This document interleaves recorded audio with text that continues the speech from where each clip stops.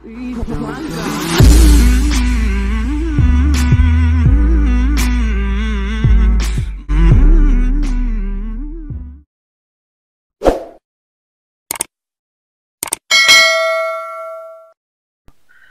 perkenalkan nama saya Muhammad Orlando. Nama baptis saya dulu Arnaldo Pinto.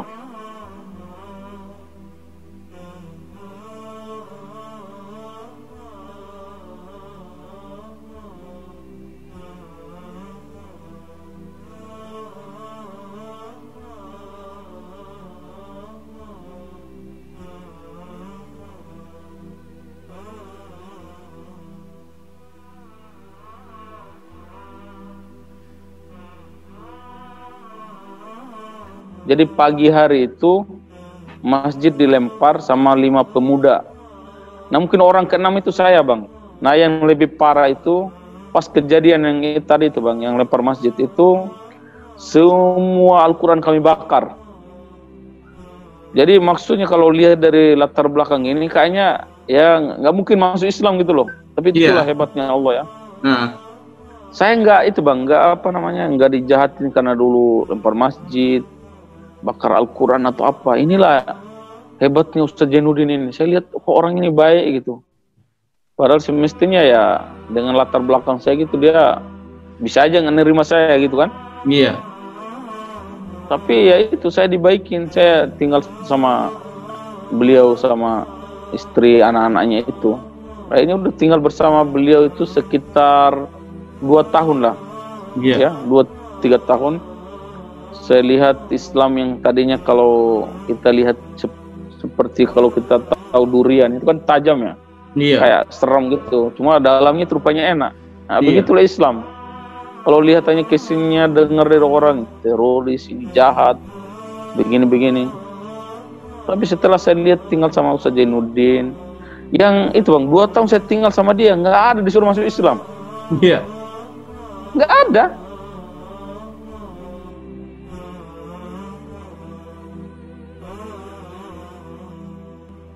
Dari hari Jumat saya ikut mereka ke masjid, dan di sanalah saya dijumpakan sama salah satu ustadz. Pas sampai biasalah, Pak Ustadz ini anak angkat saya, dia berkeinginan masuk Islam. Akhirnya sama ustadz saya ditanya lagi, Dek, siapa namanya? Saya bilang, nama saya Orlando. Oh ya. Nah, gimana ceritanya kok kamu dipaksa masuk Islam sama Pak Jainuddin? Nggak ada, Pak, saya bilang. Nggak ada, Ustadz. Ini benar-benar saya yang mau. Dengan setelah ngobrol-ngobrol gitu, itulah hebatnya, Pak. Bang, kok di dalam Islam itu emang apa ya, sudah jelas ya. Nggak boleh maksa orang masuk Islam, itu nggak boleh. Iya. Itu ayat yang memang dijalankan sama Pak Jainuddin. Jadi kalau orang bilang maksa orang masuk Islam apa, nggak ada. Itu saya rasakan sendiri.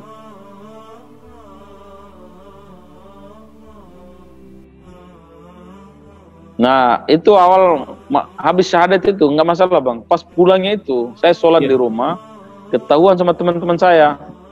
Wah, di situ mulai rame kan. Orang, kau masuk Islam kau, katanya. Jadi teman-teman saya itu heboh. Iya. Di sekolah, iya. Ini setiap college saya dibully lah sama kawan. Kau kenapa kau masuk Islam kau? Kau dipaksa ya, katanya, sama Ustadz Jainuddin. Nggak ada, aku bilang. Oh bodoh itu, nanti nggak makan daging babi lagi kau. Daging babi kan enak, katanya. Iya. Ya namanya kalau kita bilang enak. Dulu sebagai seorang yang masih pemakan itu ya. Dulu kan agama saya kan dulu semuanya makan itu hak. Nggak pernah saya dengar halal haram gitu ya. Yang saya tahu ya semuanya halal, semua yang kita hasilin, kecuali ya mungkin nyuri itu masuk haram lah, itu dosa lah. Walaupun dulu itu nggak ada istilah haram halal, cuma kalau untuk kayak makan semua ya makan. Iya. Jadi saya diganggu, kau bodoh kau, katanya sama teman-teman. Nanti kau nggak makan daging babi lagi, padahal daging babi enak. Ya agak sedih lah kan saya. Saya mikir keras. Karena saya masuk Islam itu ya, orang kan masuk Islam macam-macam, ada yang belajar. Nah karena saya masuk Islam dengan cara ya, tinggal sama ustadz, lihat akhlaknya, lihat kehidupan orang Islam. Jadi lebih ke kehidupan. Saya nggak mikir kalau nanti masuk Islam nggak boleh makan daging babi. Saya nggak ada mikir ke sana. Cuma diganggu sama teman, akhirnya saya ingat. Iya. Kemudian pulang sekolah terus saja diejekin setiap hari. Terus dibilang, kau bodoh kau, nanti burung kau dipotong katanya. Ya saya takut. Saya usia 14 tahun waktu itu.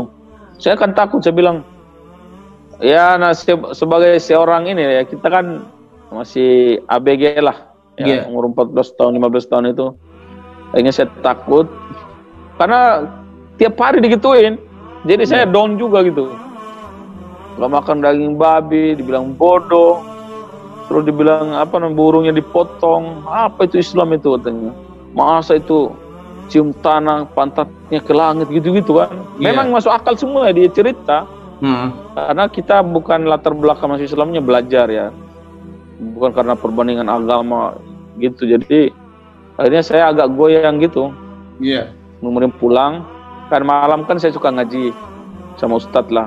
Belajar Iqra. Kemudian saya sampaikanlah semua yang saya saya alami. Ustadz, saya tiap pulang dibully sama teman-teman begini katanya. Saya itu bodoh, ntar nggak makan daging babi setelah masuk Islam.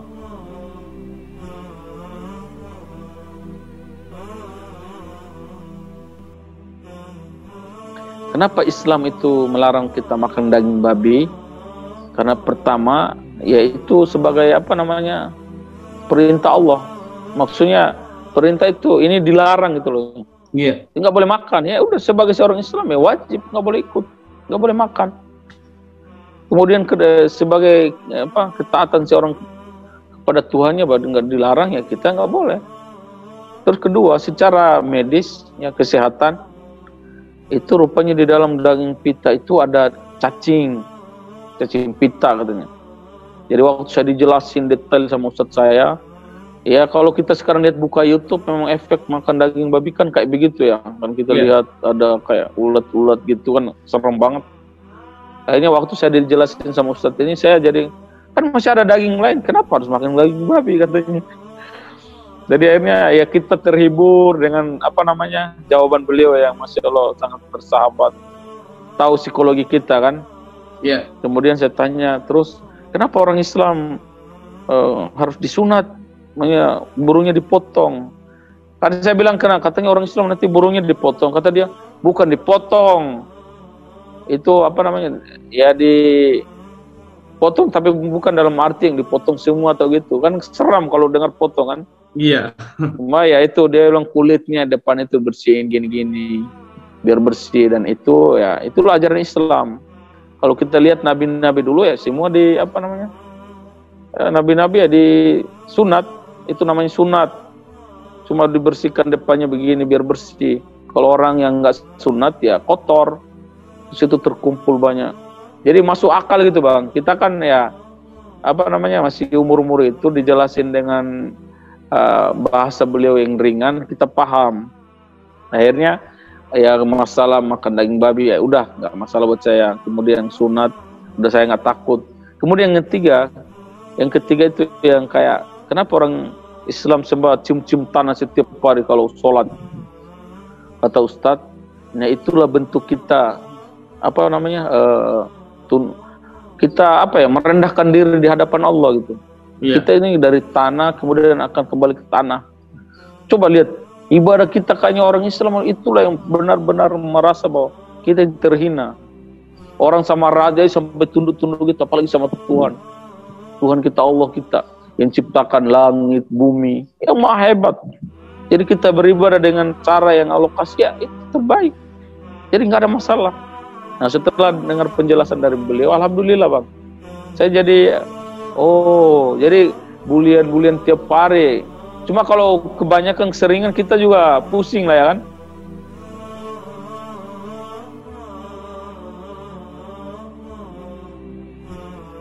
Akhirnya suatu ketika, ya waktu itu sekitar SMP kelas 2, ada seorang kiai dari Jawa Timur datang ke NTT. Beliau lagi dakwah safari dakwah gitu. Datang ngumpulin ngisi kajian di pengungsi itu. Kemudian beliau tawarin bahwa kalau ada bapak-bapak, ibu-ibu yang anaknya mau sekolah di pesantren, silahkan ke pesantren saya gratis. Cuma ongkosnya tanggung sendiri. Nah akhirnya untuk menghindari hal-hal ini dan untuk pendidikan saya, udah saya didaftarin, kirim. Itulah awal mula saya ke Jawa, Bang. Saya nyantri di Jawa Timur. Jadi saya berangkat dari NTT. Dan memang nggak ada kebayang itu. Saya Masya Allah dapat hidayah Islam ya. Terus sampai lanjut lagi ke Jawa, itu dulu nggak ada saya pikir-pikir begitu. Jadi ngalir aja. Cuma saya merasa ketenangan yang luar biasa itu kayak saya berdoa. Jadi selama saya masuk Islam itu, Bang, yang saya ngerasa doa-doa saya itu banyak keajaiban saya dapat. Dan itu benar-benar apa ya? Buat saya itu sesuatu yang luar biasa. Kan saya ke Jawa. Di sana saya masuk pesantren. Sekitar 7 tahun saya di sana, saya belajar. Saya masuk pesantren, saya baru bisa baca Iqra 3 kayaknya. Jadi masih Iqra, belum apa namanya? Belum tahu baca Al-Quran, tapi saya udah hafal sekitar 20 surat. Ya, saya bilang kalau masuk Islam ya harus serius. Jadi saya setiap hari itu, ketika teman-teman saya yang bisa baca Al-Quran sama ustadznya ya baca. Kalau saya yang nggak bisa baca, ada apa namanya ustadz yang ngajar kami ada 4 orang yang waktu itu belum bisa baca Al-Quran. Jadi setiap hari itu kami kayak talaki ya. Jadi datang dulu sama beliau, diajarin Bismillahirrahmanirrahim. Kami ikutin Bismillah. Jadi setiap hari itu kami hafal 2 ayat.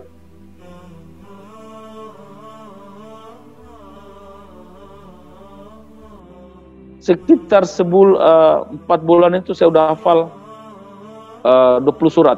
Itu saya nggak bisa baca Al-Quran.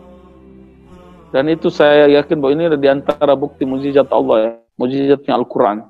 Kita bahasa Arab kan termasuk susah loh, kita bisa ngafal coba. Iya. Orang bahasa Arab, kitab saya yang Injil, yang Indonesia aja belum tentu saya bisa ngafal. Ini saya bisa hafal, ya kan?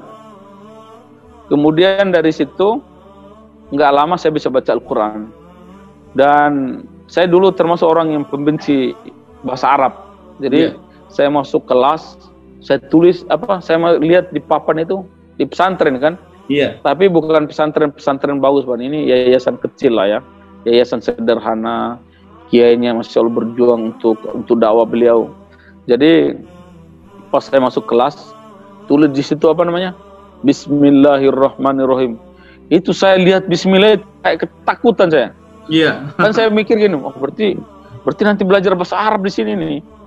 Pernah suatu ketika di depan Ustadz, ada ustadz sedang ngumpul, lagi istirahat. Saya tanya kawan, sekarang pelajaran apa? Bahasa Arab. Saya bilang, saya nggak suka. Sampai sekarang ini, Bang, itu ustadz masih tahu saya.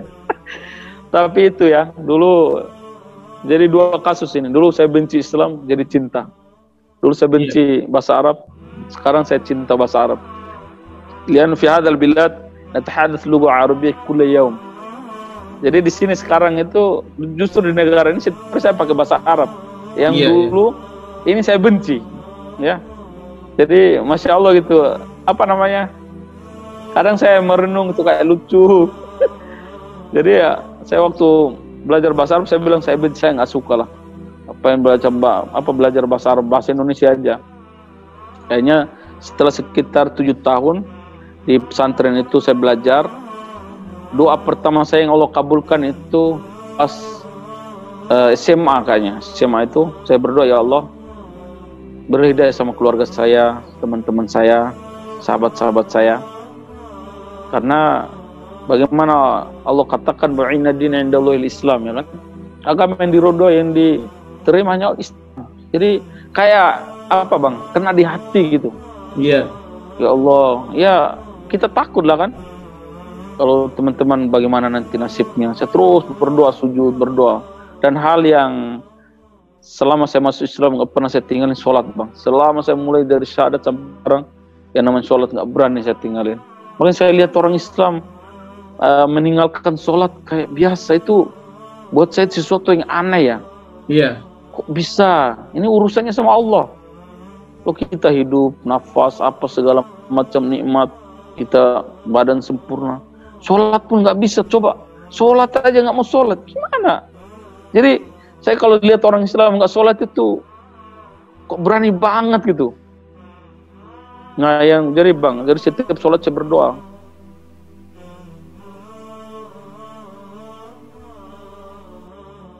Dan coba bang, 2 tahun saya di pesantren, saya berdoa gitu buat hidayah untuk keluarga, teman-teman. Datang teman-teman bang, rombongan yang 2 tahun setelah saya di pondok saya berdoa, yang datang masuk Islam, anak-anak mualaf 20 orang, itu teman-teman saya semua.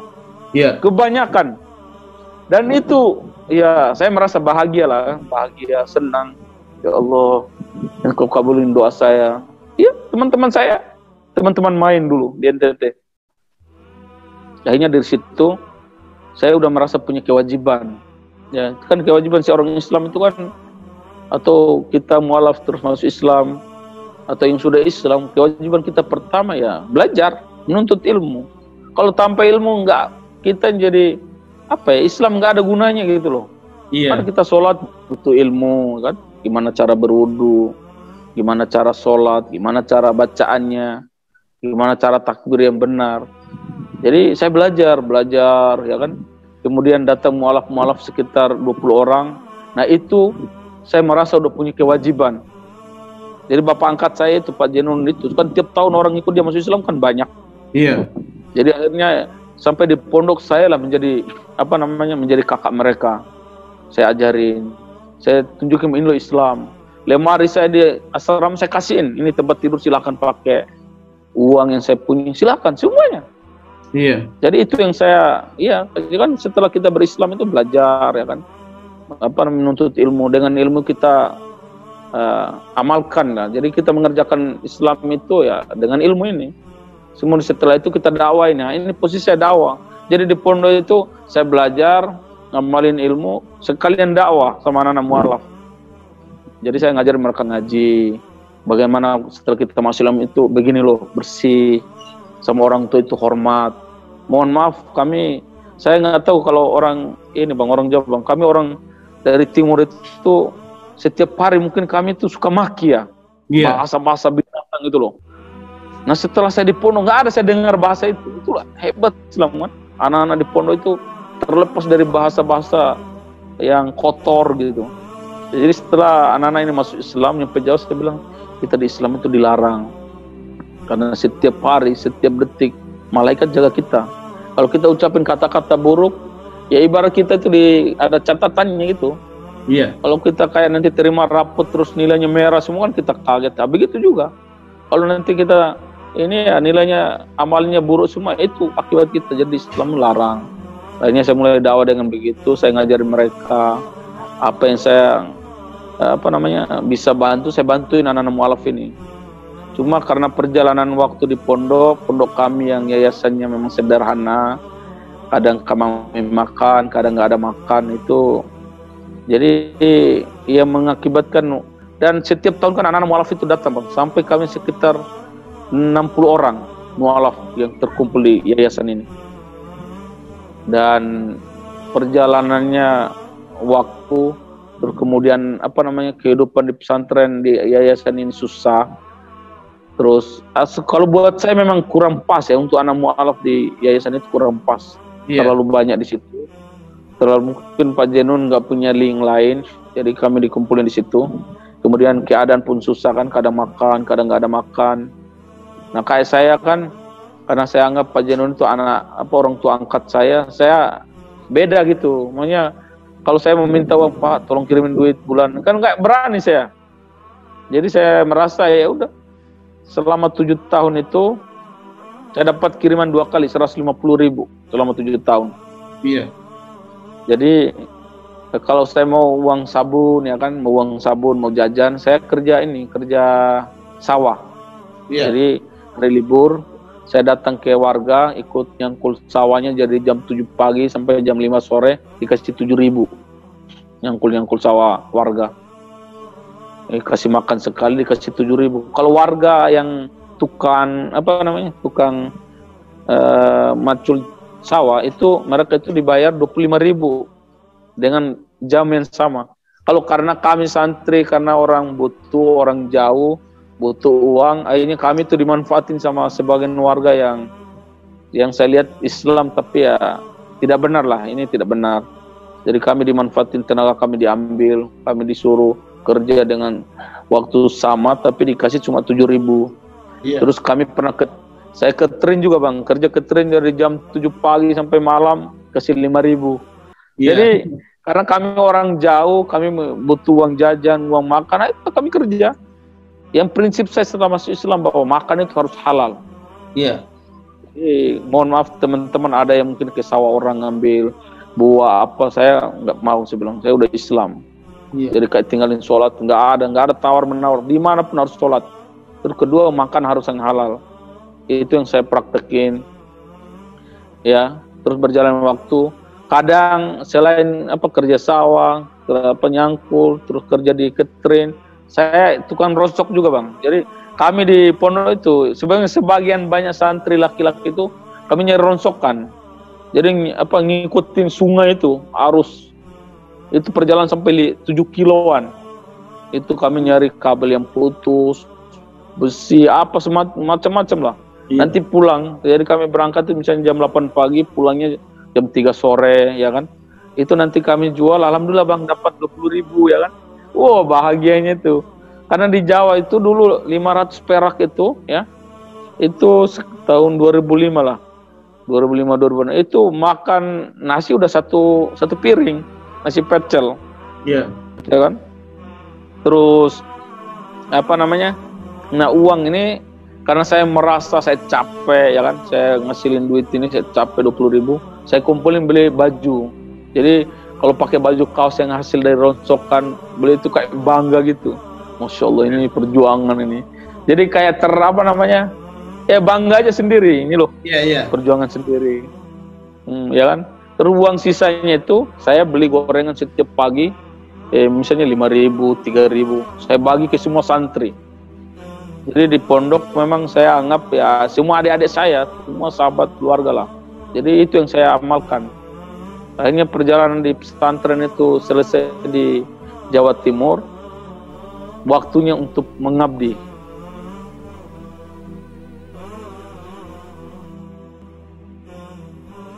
Jadi karena kita sering dengar kisah-kisah sahabat, ya kan, sahabat Nabi, bagaimana mereka masuk Islam, dimusuhin sama keluarga, bahkan mereka dibunuh sama sebagian sebagian kayak Bilal bin Rabah, ya kan. Sama majikannya itu gara-gara dia masuk Islam disiksa. Tapi itu bang, memang Allah angkat orang-orang mualaf itu dengan Al-Quran dan dengan Islam. Kayak Bilal kan dulu orang Afrika, udah hitam, seorang budak, ya kan. Budak di zaman itu kan nggak dihargai, bisa dibunuh, mau dipukul, suka-suka dia merasa barang dia. Tapi dengan keyakinan, dengan Bilal yakin bahwa Islam agamanya dia ketika syukur murtad, nggak murtad walaupun disiksa dengan batu besar, ditindih pakai batu besar, disimpan ditaruh di atas padang pasir.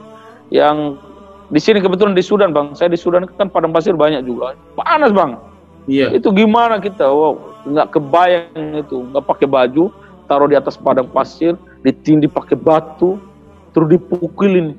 Itu memang Allah menguji beliau dengan keimanan dia. Nah, kami masuk Islam, kami dapat dapat cobaan ya sesuai dengan iman kami. Bilal dengan keyakinan sama Allah bahwa itu agama dia, Masya Allah. Akhirnya datang pertolongan, ya kan. Ketika lewat Abu Bakar melihat disiksa, Bilal disiksa gitu, akhirnya dimerdekakan. Dan itulah Allah angkat derajat dia. Setelah dimerdekakan menjadi orang bebas, menjadi sahabat Nabi. Nabi manusia mulia, seorang presiden, pemimpin umat. Itu Allah angkat derajatnya. Nah itu yang saya rasakan bang. Jadi setelah itu masuk Islam, dapat cobaan, ya kan. Hidup susah, luntang lantung, tapi saya selalu yakin bahwa Allah akan bantu. Jadi setelah di Jawa selesai, saya pulang ke NTT dakwah 1 tahun. Saya merasa ya Allah begini ya, kita kayak ngajar nggak ada gajinya, ya kan. Jadi kampung saya di NTT itu kampung Malaf, itu saya lihat masyarakat kasihan gitu. Saya kan sebagai santri baru lulusan pesantren, saya datang ngajar, ya kan. Saya ngajar ya nggak ada gajinya, nggak ada. Saya tanya Pak Jinun, Pak, ini nggak ada ustadz-ustadz yang datang ngajar sini. Ya ada, cuma perjalanan ke sini kan jauh, jalannya rusak, mereka pun nggak digaji. Jadi ya udah orang datang ya kadang suka-suka aja. Sedih saya itu. Ya Allah, gimana ini? Saya cari solusi. Nah, ini 1 tahun saya ngabdi di kampung mualaf, saya ngajar ya kan, sambil cari-cari jalan.